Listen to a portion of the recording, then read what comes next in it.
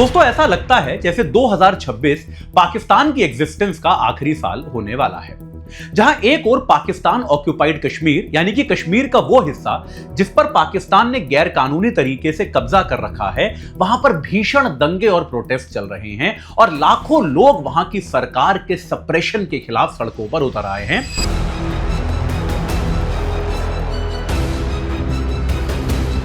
और इस सप्रेशन को दबाने के लिए, इस दंगे को दबाने के लिए वहां की सरकार और ज्यादा सप्रेशन पे उतर आई है। वहीं दूसरी ओर बलूचिस्तान में भी एक पूरी तरह से नया ट्विस्ट आ गया है। जुलाई 2026 में बलोच एक्टिविस्ट मीर यार बलोच ने एक अपने स्वतंत्र देश की घोषणा कर दी है, जिसका नाम है Republic of Balochistan. Baloch separatist leader has called on the international community to recognize what he describes as a Republic of Balochistan. उन्होंने अपना एक अलग झंडा घोषित कर दिया है, एक मां चुके बलोचनी नाम का अपना नया राष्ट्रगान यानी कि नेशनल एंथम घोषित कर दिया है और बलोची फालूस नाम की अपनी एक अलग मुद्रा भी घोषित कर दी है। तो इनका यह दावा है कि उनका जो संगठन है, उनका जो समूह है, बलोचिस्तान के 85% एरिया पर अब उसका कब्जा हो चुका है और अब बलूचिस्तान को पाकिस्तान से अलग होने से कोई भी नहीं रोक सकता। हालांकि इन दावों का अभी तक कोई ऑफिशियल वेरिफिकेशन अवेलेबल नहीं है। हमको वास्तविकता में यह नहीं पता है कि पाकिस्तान के बलूचिस्तान प्रांत के कितने हिस्से पर अभी इस संगठन का कब्जा हुआ है। अब देखिए, अगर यह आजाद होता भी है तो इसके आजाद होने का यह मतलब बिल्कुल नहीं है कि पाकिस्तान से इमीडिएटली कोई नया राज्य बन चुका है या बनने जा रहा है। बलूचिस्तान जो है, यहां पर अभी भी पाकिस्तान की सरकार ऑफिशियली काबिज है। पाकिस्तान की सेना यहां पर अभी भी अपने बहुत तरह के ऑपरेशंस चला रही है और न तो यूएन और न ही किसी और देश ने इस सो कॉल्ड नए देश को अभी तक अपनी मान्यता प्रदान करी है। यानी कि दुनिया के नक्शे पर अभी भी बलूचिस्तान पाकिस्तान का ही हिस्सा है। तो यहां पर एक बड़ा सवाल जो हम सबके दिमाग में आ रहा है वो ये है कि अगर बलूचिस्तान पाकिस्तान से अलग होने जा रहा है तो क्या भारत 1971 में जैसे हमने बांग्लादेश की पाकिस्तान से अलग होने में मदद करी थी, क्या हम उस तरह की ही मदद बलूचिस्तान की भी करेंगे या फिर हम 1947 में लिए गए उस निर्णय पर आज भी काबिज रहेंगे, आज भी कायम रहेंगे कि बलूचिस्तान की स्वतंत्रता से हमारा कोई लेना देना नहीं है। यह एक बड़ा सवाल है जो न सिर्फ भारत की विदेश नीति को निर्धारित करेगा बल्कि बलूचिस्तान के भविष्य को भी निर्धारित कर सकता है। एक दूसरा सवाल यह है कि बलोच लोग जो हैं वो वास्तव में पाकिस्तान से आजाद होना चाहते क्यों हैं? ऐसा क्या है कि ये लोग पाकिस्तान से अलग होने के लिए इतने तत्पर हैं? क्या इसका कारण रिसोर्सेज की लूट है? क्या इसका कारण पाकिस्तानी जो तंत्र है उसके द्वारा किए गए फोर्स डिसअपीयरेंसेस हैं, जहां से लोग अचानक से गायब हो जाते हैं? क्या उनको अपनी सांस्कृतिक पहचान का खतरा है? क्या चाइना द्वारा चलाए जा रहे बहुत सारे प्रोजेक्ट्स ये कारण है, या फिर ये आने वाले समय में इस पूरे प्रोसेस में कोई रोल प्ले करेंगे या फिर नहीं करेंगे? तो दोस्तों, आज की इस कहानी में हम क्या करेंगे, बलूचिस्तान का सारा इतिहास आपके सामने खोलकर रख देंगे।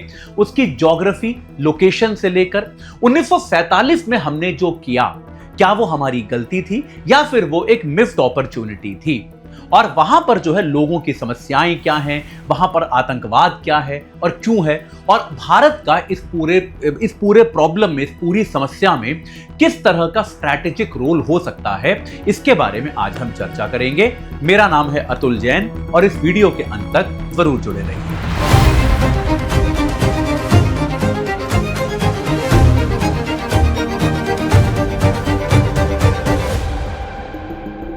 दोस्तों, बलूचिस्तान की प्रॉब्लम पर चर्चा करने के पहले एक बार बलूचिस्तान की ज्योग्राफी पर नजर डालते हैं, क्योंकि उसकी ज्योग्राफी को समझे बिना इस प्रॉब्लम को समझ पाना पॉसिबल नहीं होगा।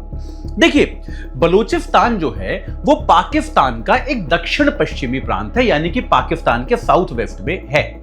इसके नॉर्थ में अफगानिस्तान है, इसके साउथ में अरब सागर है, इसके पश्चिम में ईरान है और इसके पूर्व में पाकिस्तान का सिंध और पंजाब है। तो ये जो है, अगर आप यहां की एथनिसिटी की बात करें कि यहां पर वास्तविकता में कौन लोग रहते हैं, तो यहां पर हजारों सालों से जो बलोच समुदाय है उनके लोग ये रहते आए हैं। पहले यह क्षेत्र जो है एक बहुत बड़ा क्षेत्र था, लेकिन धीरे धीरे जैसे जैसे राजनीतिक बंटवारे हुए तो यह बलोच लोगों का क्षेत्र जो है ये 3 देशों में बंट गया। इसका एक बड़ा हिस्सा आज पाकिस्तान के साथ है, लेकिन बाकी हिस्सा जो है वो ईरान के दक्षिण पूर्वी हिस्से में भी है और अफगानिस्तान के दक्षिणी हिस्से में भी है। यानी कि अगर आप देखेंगे तो बलोच लोगों का जो क्षेत्र है वो 3 देशों में बटा हुआ एक ट्राई जंक्शन जैसा नजर आता है। अच्छा, एक बड़ी दिलचस्प बात यह है कि बलोच लोगों का सबसे ज्यादा एरिया आज पाकिस्तान के साथ है, लेकिन इतिहास हमें यह बताता है कि बलोच लोग कभी भी पाकिस्तान का हिस्सा बनना ही नहीं चाहते थे। उनकी इच्छा या तो एक स्वतंत्र देश बनने की थी या फिर ईरान, अफगानिस्तान और यहां तक कि भारत के भी साथ रहने की थी, लेकिन पाकिस्तान में जाने की उनकी कभी भी कोई मंशा नहीं थी। देखिए, हुआ ये कि 1947 में जब भारत आजाद हुआ तो भारत में बहुत सारे प्रिंसली स्टेट्स थे। तो उन प्रिंसली स्टेट्स को यह आजादी दी गई कि या तो वो भारत के साथ जा सकते हैं या फिर पाकिस्तान के साथ भी जा सकते हैं। यह भी कहा गया कि 15 अगस्त 1947 तक अगर प्रिंसली स्टेट कोई सिलेक्शन ना कर पाए तो वो आजाद भी रह सकते हैं, वो अपने आप को एक स्वतंत्र देश भी घोषित कर सकते हैं। उस समय का बलूचिस्तान 4 रियासतों से मिलकर बना था, कोलाट, लसबेला, मकरान और खरान। तो इनमें से जो सबसे बड़ी रियासत थी वो कलाट थी।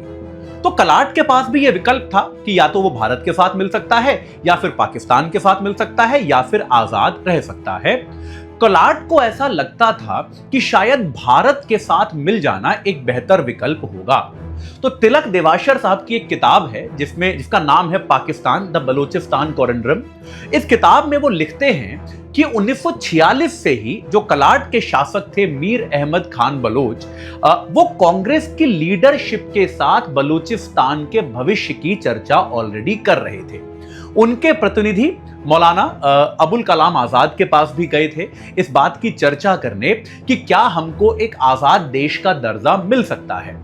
मौलाना ने उनकी बात का समर्थन किया। मौलाना ने कहा कि आपकी बात को हम समझते हैं और आपकी मांग एकदम जेन्युइन है, लेकिन आजादी की मांग का समर्थन मौलाना ने नहीं किया, क्योंकि मौलाना को यह बात पता थी कि प्रैक्टिकल तरीके से यह पॉसिबल नहीं है कि पाकिस्तान इस तरीके से बलूचिस्तान को आजाद रहने देगा।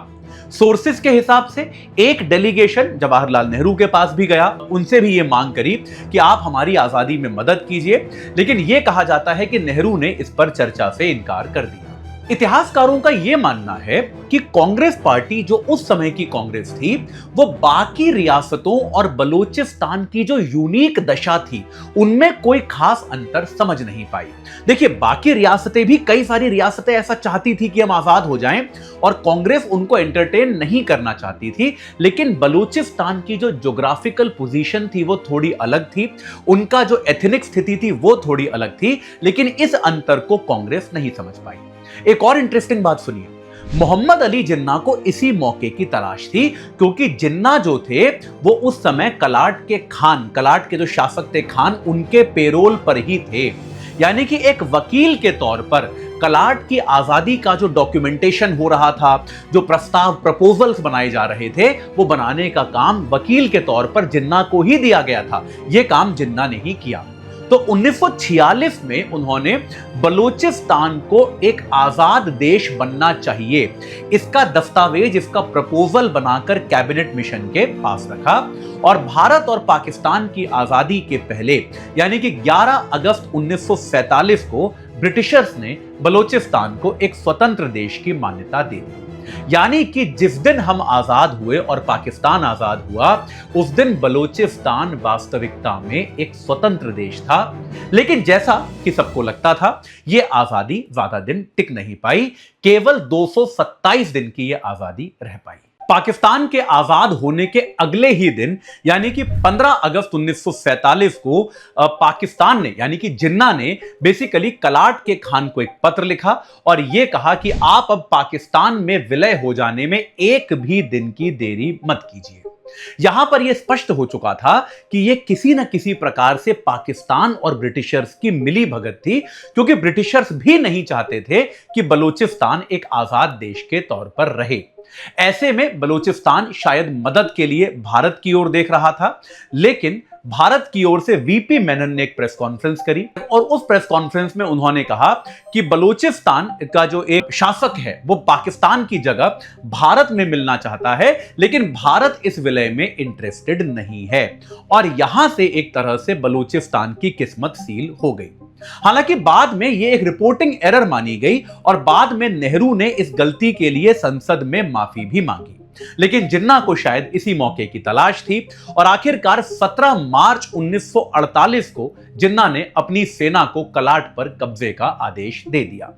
पाकिस्तानी सेना बलूचिस्तान के इलाकों में घुस गई, लाखों बलोच लोगों को मारा गया, घरों को जलाया गया, गांवों को जलाया गया, खान को जबरन कराची भेजा गया और उनसे इंस्ट्रूमेंट ऑफ एक्सेशन यानी कि पाकिस्तान में विलय के पत्र पर हस्ताक्षर कराए गए।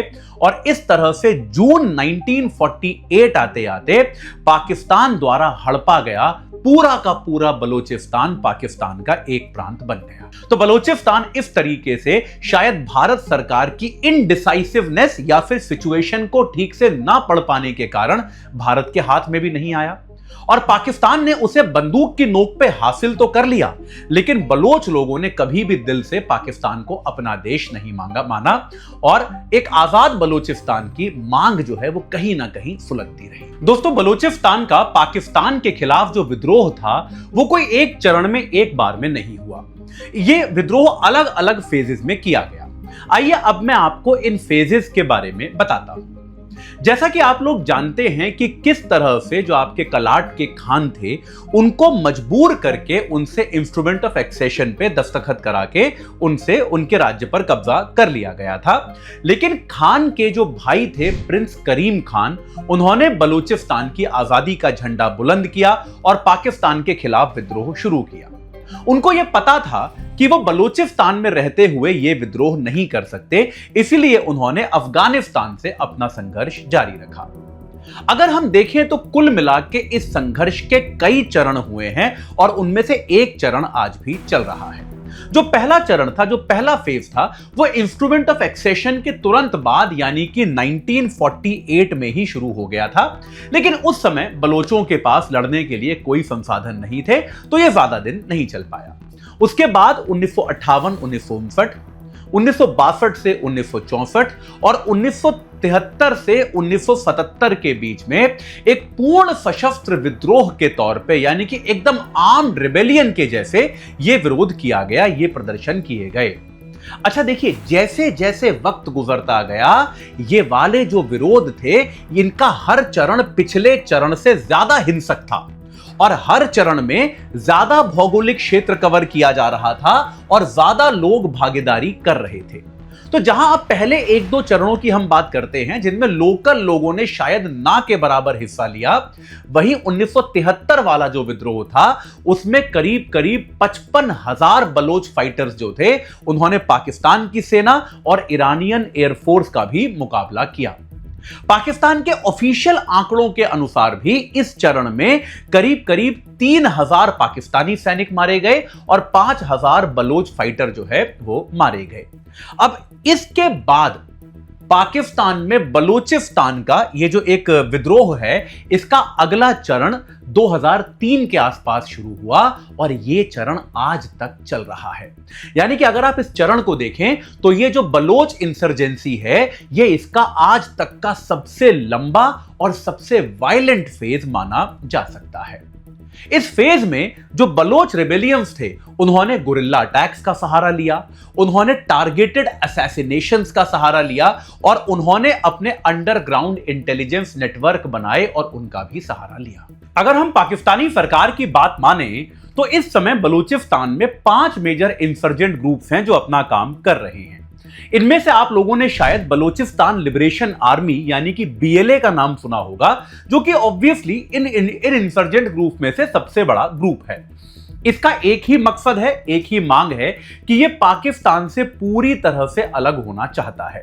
2006 में पाकिस्तान ने इसको एक आतंकवादी संगठन घोषित कर दिया है और अब पाकिस्तान की सरकार और पाकिस्तान की सेना की लगातार बीएलए के लड़ाकों के साथ जो है झड़पें हमेशा होती रहती हैं।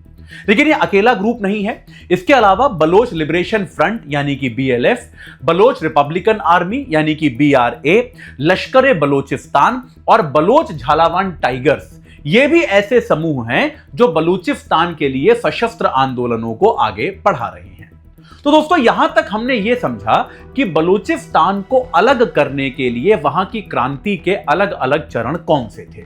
अब एक बार यह समझने की कोशिश करते हैं कि चलिए, उस समय जिस तरीके से कब्जा किया गया वो तो एक कारण हुआ, लेकिन क्या ऐसा कोई वर्तमान आधुनिक कारण भी है जिसके कारण बलूचिस्तान पाकिस्तान से अलग होना चाहता है? यह आधुनिक आर्थिक और सामाजिक कारण क्या है, इनको अब हम समझने की कोशिश करेंगे। दरअसल बलूचिस्तान पाकिस्तान का सबसे बड़ा राज्य है।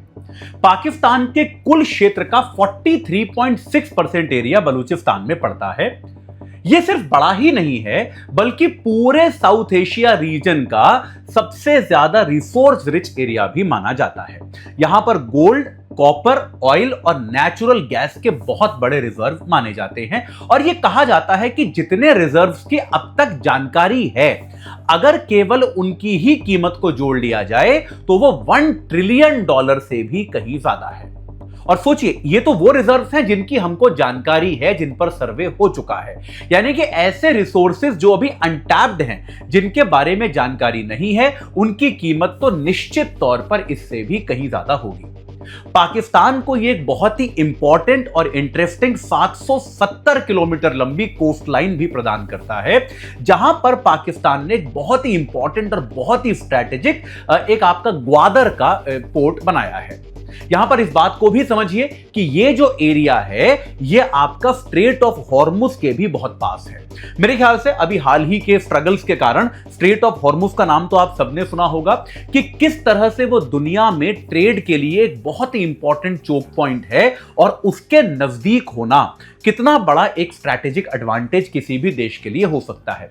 यहां पर रह रहकर यह ख्याल आता है कि अगर 1947 में भारत ने शायद ऐसी कोशिश करी होती कि बलूचिस्तान, हालांकि मुश्किल था, इम्प्रैक्टिकल भी था क्योंकि भारत से कनेक्टेड नहीं है, लेकिन अगर यह भारत का हिस्सा किसी तरह से बन गया होता या एक अलग देश बन गया होता जिससे भारत के अच्छे संबंध होते, तो एक कितना बड़ा एडवांटेज भारत को यहां पर मिल सकता था। खैर, तो पाकिस्तान जो है भाई, पाकिस्तान का जो इंटरेस्ट है बलूचिस्तान में, वो हमेशा यहां के रिसोर्सेज में ही रहा है। यहां के लोगों के विकास के लिए पाकिस्तान की सरकार ने कभी काम नहीं किया। आप अगर देखेंगे तो इस एरिया में जो बुनियादी इंफ्रास्ट्रक्चर होता है, जैसे आपका हेल्थ केयर हो गया, एजुकेशन हो गया, उसकी दशा बहुत ज्यादा खराब है। बलूचिस्तान से पाकिस्तान रिसोर्सेज लेता है, लेकिन जो रिसोर्सेज यहां से पाकिस्तान एक्सट्रैक्ट करता है, उसके 6% से भी कम एक्चुअली बलोच लोगों को दिए जाते हैं। बाकी सारे के सारे पाकिस्तान के बाकी हिस्सों में वितरित हो जाते हैं। मैं आपको बताना चाहूंगा कि Pakistan is a deeply corrupt state. Pakistan एक बेहद ज्यादा भ्रष्ट देश है, जहां पर भ्रष्टाचार न सिर्फ सरकार करती है बल्कि सेना भी करती है। तो पाकिस्तान के जो भ्रष्ट अधिकारी हैं, उनके जो भ्रष्ट सेना है, बाकी सारा पैसा, बाकी सारी संपत्ति उनकी जेबों को भरने में काम आता है। इसके अलावा चाहे पाकिस्तान की आर्मी हो या पाकिस्तान की सरकार, बलूचिस्तान के लोगों का रिप्रेजेंटेशन नाम मात्र का ही है। जैसा कि आपको मैंने अभी बताया कि पाकिस्तान को केवल यहां के रिसोर्सेज से मतलब है, यहां के लोगों के डेवलपमेंट की चिंता पाकिस्तान को कभी भी नहीं सताती है। उसका क्लासिक आपको प्रूफ मिलेगा अगर आप इस एरिया के ह्यूमन डेवलपमेंट इंडाइसेस को देखना शुरू करेंगे। ह्यूमन डेवलपमेंट के मामले में बलूचिस्तान पाकिस्तान का सबसे पिछड़ा हुआ राज्य है। अगर आप यहां के स्टैंडर्ड ऑफ लिविंग की बात करेंगे तो यहां पर जो बिलो पॉवर्टी लाइन और अनएम्प्लॉयड लोग हैं, उनकी संख्या पूरे पाकिस्तान में सबसे ज्यादा इसी राज्य में नजर आती है। अगर हम पर कैपिटा जीडीपी की बात करें तो ये $100 से भी कम यहां पर देखने को मिलता है। एजुकेशन की बात करें तो बलूचिस्तान का बच्चा जो है वो औसतन ऑन एन एवरेज 7.4 ईयर्स तक ही स्कूल जाता है, जो कि पूरे देश में सबसे कम है। बलूचिस्तान में कुछ ऐसे भी जिले हैं जहां पर 72% लड़के और 83% लड़कियां स्कूल नहीं जाती हैं। अगर हम इस पूरे रीजन की बात करें तो करीब 27 लाख बच्चों में से केवल 8 लाख बच्चे ही स्कूल जाते हैं। अब आप इमेजिन कीजिए कि जो बच्चे स्कूल ही नहीं गए, जिनके पास बेसिक शिक्षा ही नहीं है, वो फॉर्मल इकोनॉमी में क्या कंट्रीब्यूट करेंगे और उनके अपने जीवन में क्या अच्छा होगा। ये बच्चे इनफॉर्मल और इलीगल इकोनॉमी में काम करते रहते हैं और इस तरह से एक गरीबी और बेतहाशा समस्याओं से भरी जिंदगी ये लोग गुजारते रहते हैं। अब आते हैं हेल्थ पर। हेल्थ की हालत में तो भाई, हेल्थ की स्थिति में तो बलूचिस्तान की हालत बहुत ही खराब है। अगर आप देखेंगे 1000 जो जीवित बच्चे पैदा होते हैं लाइव बर्थ, उनमें से 63 बच्चे बहुत छोटी उम्र में ही मर जाते हैं। अगर हम बात करें मैटरनल मोर्टेलिटी की, तो 1 लाख महिलाएं जो बच्चों को जन्म देती हैं, उनमें से आपकी 785 महिलाएं जो हैं उनकी मौत हो जाती है। यह नंबर पूरे पाकिस्तान में हाईएस्ट बलूचिस्तान में ही है। न्यूट्रिशन की बात करें तो 5 साल से कम के 47% बच्चे जो हैं वो कुपोषण का शिकार हैं, वो माल नरिश्ड हैं। यहां पर ना तो खाने पीने की सप्लाईज पर्याप्त हैं और न ही डॉक्टर्स की संख्या पर्याप्त। जब से पाकिस्तान ने बलूचिस्तान पर कब्जा किया है, तब से यहां पर जो एक आर्मी फोर्स्ड डिसअपीयरेंस की घटना है, यह भी बहुत ज्यादा देखी जा रही है। यह आर्मी फोर्स्ड डिसअपीयरेंस क्या होता है? जैसे मान लीजिए कहीं पर कभी किसी विद्रोही ने पाकिस्तान की सरकार या बेसिकली पाकिस्तान की सेना, क्योंकि पाकिस्तान में ज्यादा फर्क तो है नहीं, सरकार और सेना एक ही चीज है, तो अगर पाकिस्तान की सेना के खिलाफ अगर किसी व्यक्ति ने कुछ बोला तो वो व्यक्ति अचानक से गायब हो जाता है और उसका कुछ अता पता नहीं चलता है। पाकिस्तान का जो ह्यूमन राइट्स कमीशन है, उसकी अपनी खुद की रिपोर्ट है कि 2014 से 2018 के बीच में बलूचिस्तान में करीब 1000 लोग इस तरीके से डिसअपीयर हो चुके हैं। ये सभी वो लोग थे जिन्होंने किसी ना किसी तरीके से पाकिस्तान का जो सेना द्वारा चलाया जाने वाला शासन है उसका विरोध किया था। इनमें से कुछ लोगों की बॉडीज मिली जो कि पाकिस्तान के रिमोट एरियाज में मिली और उनकी बॉडी पर टॉर्चर और ट्रॉमा के साइंस भी थे। यानी कि यह बात एकदम क्लियर है कि पाकिस्तान की आर्मी इन बलोच लोगों की आवाज को दबाने के लिए मानव अधिकारों का खुलकर उल्लंघन कर रही है। तो इस बात को समझिए कि बलूचिस्तान का प्रॉब्लम केवल यही नहीं है। बलूचिस्तान का प्रॉब्लम केवल पाकिस्तान द्वारा किए जाने वाले अत्याचार या फिर आप ये कह सकते हैं कि जिस तरीके से उनके संसाधनों का दोहन किया जा रहा है, केवल यही चीजें नहीं है। इसके साथ के साथ आप एक बात और समझिए कि चाइना की जो दखलंदाजी है, जिस तरह से चाइना का प्रभाव बलूचिस्तान में बढ़ता जा रहा है, बलोच लोगों को अपनी खुद की आइडेंटिटी का भी क्राइसिस होने लगा है। देखिए, चाइना के इंटरेस्ट को एक बार समझते हैं। चाइना का जो बेल्ट एंड रोड्स इनिशिएटिव है, जिसके जरिए चाइना पूरी दुनिया में एक इंफ्रास्ट्रक्चर का बहुत बड़ा चेन खड़ा करना चाहता है, उसका एक बहुत बड़ा हिस्सा चाइना पाकिस्तान इकोनॉमिक कॉरिडोर है। इस चाइना पाकिस्तान इकोनॉमिक कॉरिडोर में चाइना का जो काशगर है, उसको वो पाकिस्तान के ग्वादर से जोड़ना चाहता है। और ग्वादर कहां है? ग्वादर आपका बलूचिस्तान में है। तो इसके लिए चाइना जो है वो बलूचिस्तान में बहुत हैवी इन्वेस्टमेंट कर रहा है। इस एरिया में ट्रांसपोर्ट, एनर्जी और इंफ्रास्ट्रक्चर के लिए चाइना ने करीब $25.4 बिलियन का निवेश कर दिया है। अब देखिए, पाकिस्तान की आर्थिक हालत तो किसी से छुपी है नहीं। पाकिस्तान पर कर्जे का बोझ बहुत ज्यादा है और इस बोझ से बचने के लिए तकरीबन उसने अपना पूरा देश ही थाली में परोसकर चाइना को दे दिया है, जो कि चाइना की भी लॉन्ग टर्म विदेश नीति का हिस्सा है। चाइना यही करता है, देशों में प्रोजेक्ट शुरू करता है और फिर उन्हें ऋण के जाल में फंसाकर उनके इलाकों पर कब्जा करना शुरू कर देता है। तो इसके द्वारा, अब जैसे फॉर एग्जांपल ग्वादर पोर्ट है, ग्वादर पोर्ट को चाइना की स्टेट ओन्ड कंपनी को 40 साल के लिए चलाने के लिए पाकिस्तान की सरकार ऑलरेडी सौंप चुकी है। इसके अलावा बलूचिस्तान, जैसा आपको मैंने बताया, खनिजों के लिए, आपके मिनरल्स के लिए बहुत इंपॉर्टेंट है। तो चाइना की जो माइनिंग कंपनीज हैं, वो इस एरिया के नेचुरल रिसोर्सेज को खनन के जरिए, माइनिंग के जरिए निकाल रही हैं।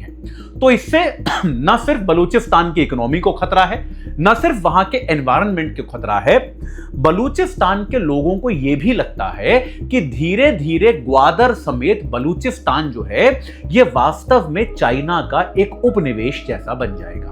अगर चाइना की बहुत सारी कंपनियां यहां पर आ गई तो बहुत ज्यादा बड़ी संख्या में चाइनीज लोग यहां पर आके बस जाएंगे। ऐसे में बलोच लोगों की जो अपनी संस्कृति है, उनकी जो अपनी एथनिक आइडेंटिटी है, वो भी कमजोर पड़ जाएगी और बलोच लोग जो हैं वो अपनी ही सरजमीन पर वास्तविकता में माइनॉरिटी की तरह हो जाएंगे। तो देखिए, इसी कारण से क्या हुआ कि जो विवाद, जो एक संघर्ष केवल पाकिस्तान के गलत तरीके से किए गए एनेक्सेशन के खिलाफ शुरू हुआ था, वो अब अत्याचार के खिलाफ संघर्ष है, वो अब अपने संसाधनों के लिए संघर्ष है और वो अब अपनी एथनिक पहचान के लिए भी संघर्ष है। इसीलिए अब ये संघर्ष कहीं ज्यादा बड़ा और कहीं ज्यादा गंभीर हो चुका है। दोस्तों, इस डिस्कशन का आखिरी पॉइंट यह है कि संघर्ष में भारत की क्या भूमिका हो सकती है। क्या भारत 1971 की तरह इस पूरे मामले में सैन्य दखल अंदाजी करके बलोच लोगों की आजादी में मदद कर सकता है? क्या यह एक पॉसिबिलिटी है? देखिए, पॉसिबिलिटी तो है, लेकिन यह पॉसिबिलिटी बहुत रिस्की है और रिस्की होने के कारण यह होने की संभावना बहुत कम है। जैसे मान लीजिए कि अगर भारत ने बलूचिस्तान को राजनीतिक मान्यता दे भी दी, भारत ने इस बलोच सरकार को मान्यता दी और कहा कि भाई अब दिल्ली में आके अपना ऑफिस खोल लीजिए, अपना दूतावास खोल लीजिए, हमारे मंत्री, हमारे प्रधानमंत्री आपको प्रधानमंत्री या राष्ट्रपति जैसी ही इज्जत देंगे, तो केवल भारत की मान्यता देने से कोई ज्यादा अंतर पड़ने वाला नहीं है। जब तक यूएन, अमेरिका, यूरोप, ये सारे संस्थान जो हैं इस इलाके को मान्यता नहीं देते, तब तक इसका कोई बहुत ज्यादा फर्क पड़ेगा नहीं।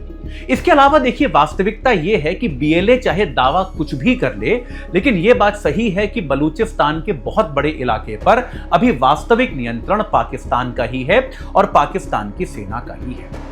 हम यहां पर चाइना एंगल को भी नहीं भूल सकते। चाइना का सीपीईसी में बहुत ज्यादा पैसा लगा हुआ है, चाइना पाकिस्तान इकोनॉमिक कॉरिडोर में, और इसके कारण बलूचिस्तान की किसी भी तरह की आजादी का चाइना डेफिनेटली विरोध करेगा, इसमें कोई डाउट नहीं है। चाइना पूरी दुनिया पर दबाव डालेगा, वो कहेगा कि भारत जो है इस एक तरह से पाकिस्तान के साथ एक द्विपक्षीय तरीके से उलझ रहा है और फिर दुनिया इसे भारत पाकिस्तान का आपसी मामला मानकर इससे अलग हो सकती है और बलूचिस्तान को जिस तरह की रिकॉग्निशन की तलाश है वो शायद उनको न मिल पाए। पर क्या इसका मतलब यह है कि हम बलोच लोगों को उनके हाल पर छोड़ दें और हम कुछ भी ना करें? एक तरीका यह है कि हम पाकिस्तान द्वारा बलोच लोगों का जो मानव अधिकारों का उल्लंघन हो रहा है उसको हर जगह उठाएं।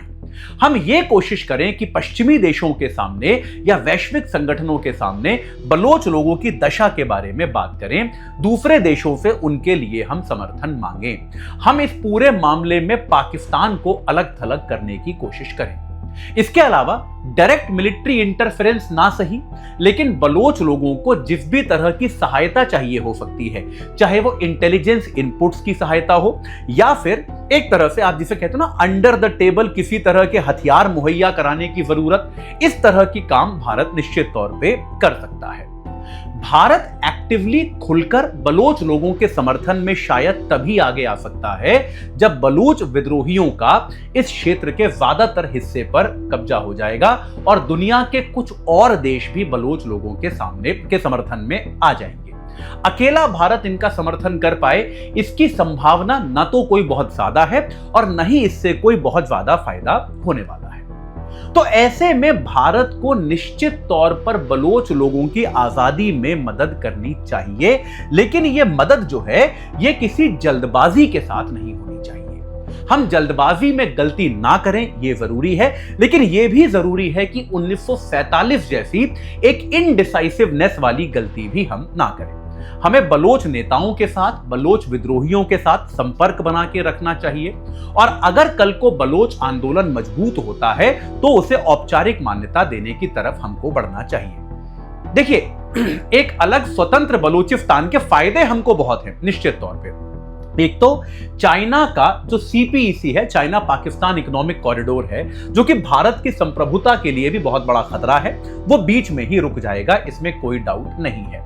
इसके अलावा ग्वादर, जो आपको मैंने बताया एक बहुत ही इंपॉर्टेंट पोर्ट है, आपका स्ट्रेट ऑफ हॉर्मुज के पास है, उसका एक्सेस भारत को मिल सकता है, भारत वहां पर आसानी से पहुंच सकता है। और निश्चित तौर पे देखो यार, पाकिस्तान अगर कमजोर होगा तो भारत में आतंकवाद फैलाने की भी जो उसकी हरकतें हैं वो निश्चित तौर पर कम होंगी। लेकिन एक बात हमको याद भी रखनी चाहिए कि अगर आपके पड़ोस के देश में युद्ध होता है, क्योंकि अगर आप बलोच लोगों को मान्यता प्रदान करेंगे तो पाकिस्तान में उसको लेकर युद्ध होगा, पाकिस्तान में उसको लेकर हिंसा होगी। और अगर आपके पड़ोस के देशों में युद्ध होता है तो शरणार्थी आपके देश में आते हैं, तो हमें एक बड़ी शरणार्थी समस्या देखने को मिल सकती है। पाकिस्तान रिएक्शन के तौर पे भारत में आतंकवाद फैला सकता है, और एक युद्ध की दशा आते आते, जब भी कहीं पर युद्ध होता है आपको पता है आर्थिक नुकसान तो होता ही है, निवेशक आपके देश से भी दूर जाते हैं, तो निश्चित तौर पे हमारे देश से निवेशक भी दूर जा सकते हैं, यह नुकसान हमको झेलना पड़ सकता है। तो कुल मिला के कंक्लूजन ये है कि भारत को बलूचिस्तान में किसी न किसी तरह से दखल तो देना चाहिए, लेकिन यह दखल संयम से भरा हुआ और समझदारी से भरा हुआ और एक लॉन्ग टर्म प्लान के साथ होना चाहिए। इस बार बलूचिस्तान एक ऐसी अपॉर्चुनिटी भारत के सामने प्रस्तुत कर रहा है जिसको भारत को जाने नहीं देना चाहिए।